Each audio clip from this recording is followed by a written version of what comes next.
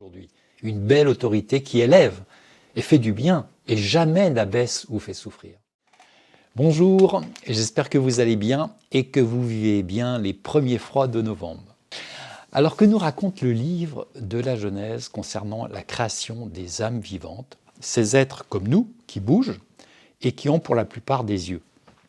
Eh bien, pas grand-chose, bien sûr, sur le plan scientifique, on va dire, c'est pas le sujet de ce type d'ouvrage sur les origines. Alors, il y a au commencement, nous l'avons vu précédemment avec la vidéo sur Éden Création, la première de la série, on a de la matière inorganisée, chaotique, dans le sens où la vie telle que nous la connaissons n'est pas encore manifestée. L'Esprit de Dieu plane au-dessus des eaux, dit le texte. Vient ensuite la création par la parole puissante de Dieu, et là apparaissent les éléments de notre univers. Appelons cela de la structuration de notre planète. Et puis viendra par la suite la création des êtres possédant une âme vivante, c'est-à-dire les animaux et les humains. On lit cela dans les versets suivants, que vous pouvez voir là.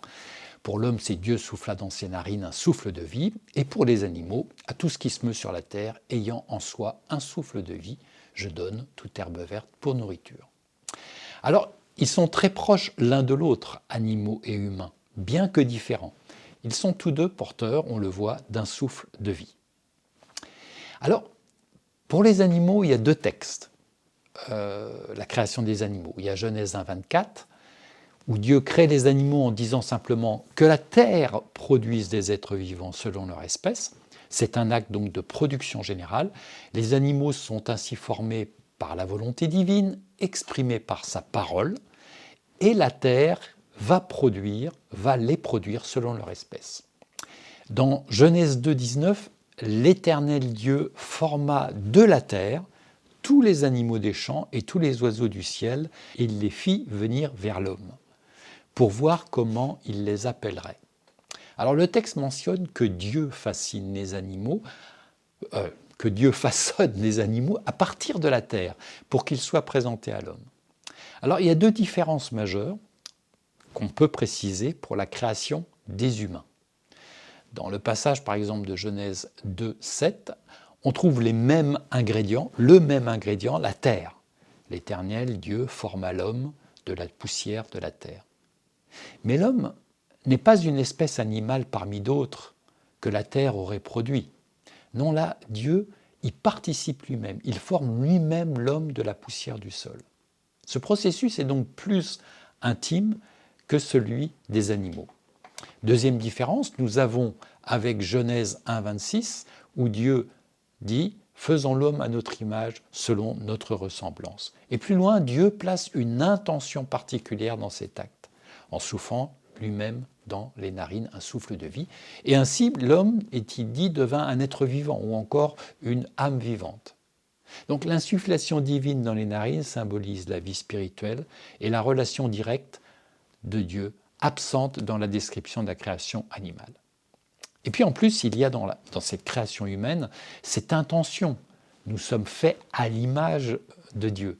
C'est une responsabilité unique qui nous est donnée, qui implique, sous-entend, des qualités spirituelles, morales, intellectuelles, et une capacité de relation avec le Créateur. Alors cela devait être excellent comme résultat, car nous n'étions pas encore tordus par l'accident du croquage de fruits, cette chute qui nous a abîmés. Alors ce que je retiens donc, c'est le souffle de Dieu, qui nous est donné comme aux animaux, mais avec une forme de conscience différente, comme une surcouche de l'instinct animal.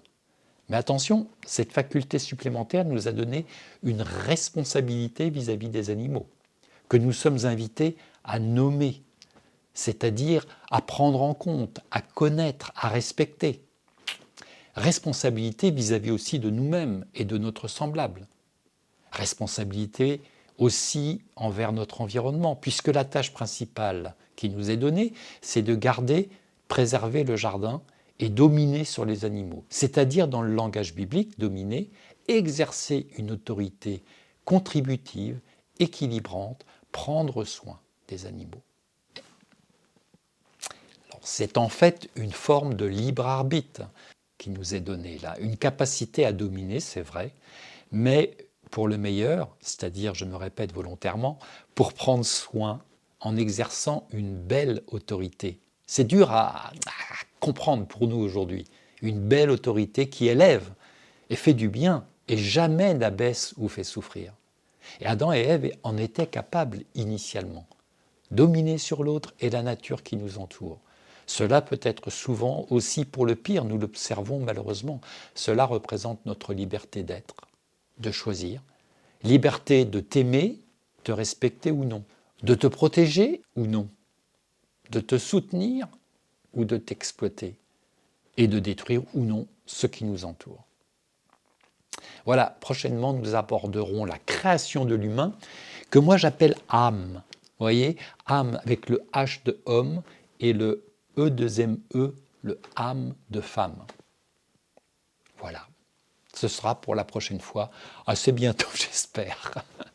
Voilà, je vous dis à bientôt, passez une très très belle journée.